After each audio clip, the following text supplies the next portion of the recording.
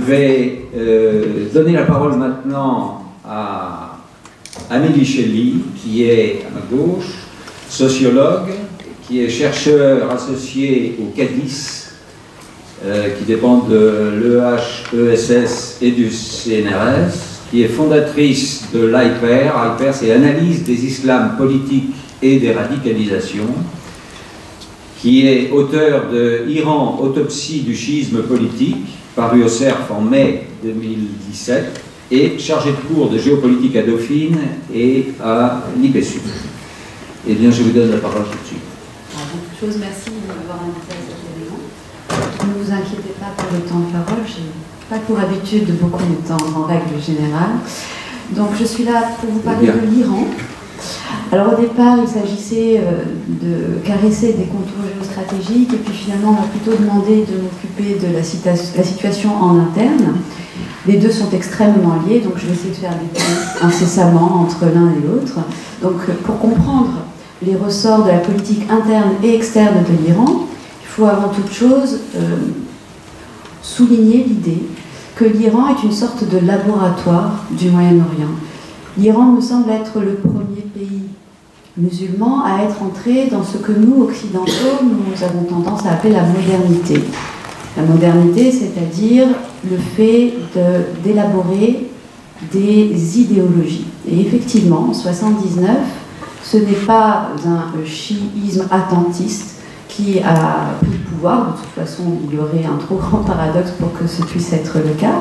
On a eu une idéologie, le khomeïnisme, qui s'appelle le Velayat-e-Faqih, qui s'est installé et qui fait d'un guide suprême religieux la pierre angulaire et le plus grand des décisionnaires du pays. Alors ça a eu effectivement un certain nombre de répercussions immédiates sur la politique extérieure du pays. Alors on entend beaucoup parler, en premier lieu, bien évidemment du conflit avec les États-Unis et la prise de l'ambassade, des ruptures avec le pays, avec Israël, qui est un pays ami sous le Shah, mais on oublie aussi qu'il ne faut absolument pas toujours mettre sur la table une idée de rupture pour des raisons religieuses ou culturelles. C'est dans la même foulée que cette rupture-là qu'il y a eu aussi une rupture avec l'Afrique du Sud pour la question de l'apartheid et avec le Chili, par exemple, pour la question de Pinochet. Donc il s'agissait bien plutôt de mettre en perspective l'idée d'une volonté de créer une rupture avec toute forme d'impérialisme. Nelson Mandela appelait Khomeini « my leader », pour donner un exemple. Les normalisations entre le Chili et l'Iran datent seulement de 2007, me semble-t-il. Mais ça reste quand même quelque chose d'important, effectivement, puisque on sait qu'il s'agit d'une sorte de centre névralgique médiatique que d'observer ces distinctions. Alors à ses débuts, la République islamique, d'un point de vue purement extérieur, n'entendait pas créer une sorte de scission qu'on observe aujourd'hui dans une lecture chiite qui existe véritablement, mais au départ il s'agissait de l'Oumma, c'est-à-dire une volonté politique d'unité fraternelle entre les musulmans, mais très vite l'Iran a été rappelé à l'ordre des réalités internationales avec la guerre Iran-Irak, et il a été question de ramener un concept à l'intérieur de sa rhétorique islamique, celui de nation. Nation qu'on vient sacraliser, mais au départ ce n'était pas forcément dans les intentions du khomeïnisme. Alors bien évidemment, il y a jusqu'à aujourd'hui un certain nombre de points à prendre en considération concernant cette idéologie, point tant intérieur qu'extérieur. Les deux, encore une fois, sont liés. Petit exemple, on parle de cette fameuse lecture sunnite-chiite actuellement, et les deux champions seraient d'un côté l'Arabie saoudite, de l'autre côté l'Iran, qui serait le grand protecteur des chiites. Alors effectivement, il ne faut pas oublier qu'en Iran, on est dans une république islamique chiite, qui est tout le contraire du takfirisme. Le takfirisme, c'est le fait d'excommunier, de sortir du giron de l'islam tous ceux qui, même s'ils se revendiquent de l'islam, n'adopteraient pas la lecture takfiri. Le wahhabisme, par exemple, est takfiri, c'est-à-dire qu'il ne vient plus considérer comme musulman celui qui n'a pas sa lecture. En Iran, on est dans un pays où on a des Arméniens chrétiens, des Assyro-Chaldéens chrétiens, des Zoroastriens, chacun ayant bien évidemment sa place en politique, puisqu'il y a aussi un système représentatif, et la plus grande communauté juive du Moyen-Orient, juste après Israël. Encore aujourd'hui, avec le conflit syrien, on voit cette volonté de voir réémerger cette idéologie d'islam chiite politique dans un anti-takfirisme avéré. Par exemple, on voit que pendant le conflit syrien, il y a eu la création de brigades chrétiennes, la brigade Babylone par exemple, où des chrétiens au nom de Jésus tombaient pour la République islamique. Tous les ans, les représentants politiques en Iran vont rendre visite aux communautés juives et chrétiennes qui ont perdu des enfants dans la guerre Iran-Irak, parce qu'il n'y a pas que des chiites qui sont allés se battre. Tous les Iraniens étaient invités à aller se battre pendant cette guerre. Il y a eu des martyrs juifs et il y a eu des martyrs chrétiens. L'Iran veut non seulement, éventuellement, parce que nous allons voir qu'il y a aussi des données pragmatiques à prendre en considération, être le représentant protecteur du chiisme dans la région, mais aussi des abrahamismes. On veut prendre le contre-pied de ces idéologies adverses qui sont takfiri. On est scandalisé de voir que le tombeau de Jonas a pu être explosé. Donc, on est vraiment dans cette volonté d'être le protecteur de tous les lieux de culte abrahamique dans la région. Alors, qu'est-ce que ça peut avoir comme conséquence? Parce qu'au départ, il s'agissait de parler de ce qui se passe à l'intérieur. Protecteur chiite, oui.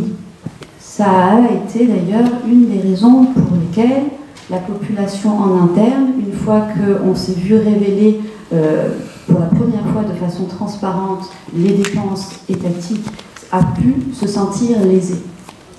C'est-à-dire que la République islamique, depuis peu de temps, enfin pas depuis peu de temps, mais depuis peu de temps, visiblement avec la question des accords, le JCPOA, le plan d'action conjoint, a montré que le pays voulait s'ouvrir sur le monde. L'actuel gouvernement a aussi montré qu'elle voulait nettoyer son économie des produits toxiques, a procédé à des arrestations de corrompus, mais on s'est aussi rendu compte qu'il y avait une grande partie du budget qui était consacrée à la protection des lieux de culte chiites à l'extérieur de ses frontières, en Syrie, au Liban, et ainsi de suite. Donc bien évidemment, ça a des conséquences sur l'intérieur. Mais, et pour ne pas oublier cette petite parenthèse pragmatique, toute idéologie qu'elle est, cette République islamique, il y a aussi des intérêts et des nécessités politiques qui font qu'il y ait une intelligence de l'ordre de l'intérêt.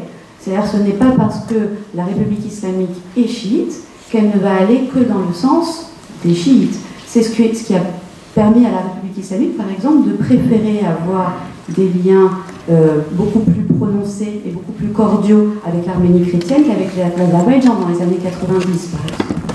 Donc il s'agit d'une grille de lecture idéologique, certes, mais qui de temps en temps cède le pas au pragmatisme, parce qu'on est dans le cadre d'une nécessité impérieuse de répondre à des intérêts étatiques.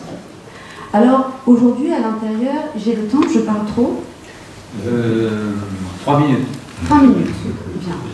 Aujourd'hui, à l'intérieur, on voit se dessiner une sorte d'instabilité. Instabilité qui a pu paraître un peu surprenante du fait de sa rapidité, puisque, rappelons-le, il y a quelque temps, il y a un peu plus d'1 an maintenant, l'Iran avait été victime d'un double attentat, revendiqué par Daesh, et une des volontés premières était tout de suite de montrer que l'Iran était un État stable, et que cela n'allait pas perturber le bon déroulé et l'ossature du régime.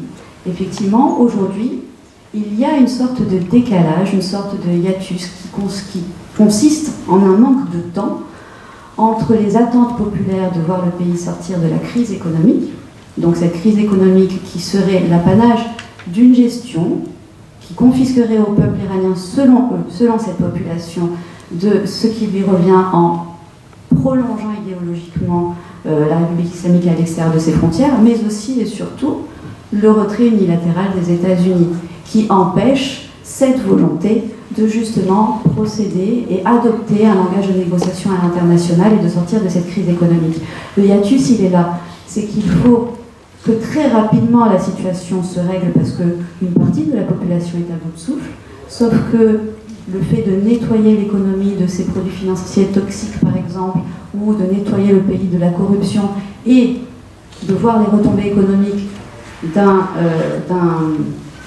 plan d'action conjoint qui a du mal à prendre en place, eh bien, le temps est véritablement la source des plus grands problèmes, parce qu'il faudrait certainement 20 ans pour procéder à ce nettoyage et à cette mise en place, alors que la population a peut-être certainement besoin, bien avant cela, de voir l'économie sortir de la situation dans laquelle elle se trouve. J'espère que je n'ai pas été. Non, au contraire, c'est très bien. Vous me laissez 2 minutes pour revenir sur ce que vous avez dit, j'approuve totalement. Mais c'est pour éclairer un peu, donner un autre éclairage sur l'ensemble des problèmes de la région, où tous ces conflits, finalement, on a du mal à suivre et à comprendre qui se bat contre qui et dans quel but. Tous ces éclairages différents qui ont été donnés sont très importants, mais concernant l'Iran, elle s'appelle République islamique d'Iran, mais cette République islamique d'Iran a totalement intégré le fait que c'est une des plus vieilles civilisations du monde, qu'elle a intégré complètement le passé perse, et tous les Iraniens d'aujourd'hui sont conscients et fiers de cette grande histoire de l'Iran perse. Et donc ça n'est pas une république islamique d'Iran qui défend le chiisme dans le monde entier. Bon, bien sûr, elle s'appuie sur le chiisme puisque c'est la religion majoritaire dans le pays, mais elle a des ambitions qui sont des ambitions historiques et des ambitions qui s'appuient sur des réalités géopolitiques. Et est-ce que je peux juste rebondir je vous en prie. Oui, alors effectivement, vous l'avez dit quand vous m'avez annoncé, j'ai aussi créé la hyper et du coup la radicalisation fait partie de mes sujets. Ce qui est très intéressant, c'est que comme vous le savez, Daesh fait de son ennemi numéro 1 le chiite, c'est-à-dire qu'on est passé à une nouvelle génération de djihadistes qui ne fait plus du croisé et du juif la cible privilégiée, mais bien plutôt du chiite. Et dans les interviews que j'ai pu faire auprès de radicalisés, au-delà des questions vraiment géostratégiques auxquelles bien souvent ils ne savent pas répondre, il y avait cette fameuse question: pourquoi de façon essentielle le chiite? Pas pourquoi de façon géostratégique, pourquoi de façon essentielle? Et vous l'avez très bien dit, il y a une sorte de incompatibilité entre le chiisme et la notion qui est centrale dans le djihadisme sunnite, qui consiste en la jahiliya. La jahiliya, c'est le passé pré-islamique de la mécréance. C'est ce contre quoi il faut lutter et c'est ce qu'il faut nier. Or, l'Iran reconnaît son passé pré-islamique, c'est une force, et c'est pour une des raisons pour lesquelles on invoque cette haine viscérale qui fait du chiite non pas un ennemi circonstanciel, mais un ennemi essentiel. Vous avez tout à fait raison, et c'est pour ça qu'il ne faut pas avoir des schémas trop simplistes quand on regarde tous ces conflits, parce que ces schémas simplistes sont en fait exploités par les puissances dont j'ai déjà parlé tout à l'heure, les États-Unis, l'Occident, qui suit les États-Unis, je veux dire l'Europe, et la Chine aussi, qui maintenant, notamment en Syrie, a manifesté sa présence. Et donc, pour comprendre tout cela, il faudrait que Jacques Miard organise un autre colloque sur le takfirisme et sur Daesh. Parce qu'effectivement, qu'y a-t-il derrière Daesh? Et on verrait qu'il y a bien sûr une déviance de la religion musulmane qui est exploitée, mais cette déviance, elle est exploitée et utilisée par des puissances qui ont tout intérêt à ce qu'il continue à se développer. On sait maintenant de façon officielle qu'Israël a donné des armes et des financements même à chaque soldat de groupes terroristes dans le Golan, et qu'il a soigné des terroristes islamistes. Donc on voit bien que tout ça est beaucoup plus compliqué que ça ne pourrait paraître première vue, notamment la façon dont a été présentée la crise en Syrie, où c'était un méchant dictateur qui voulait tuer son peuple contre des gens démocrates qui voulaient plus de démocratie en Syrie.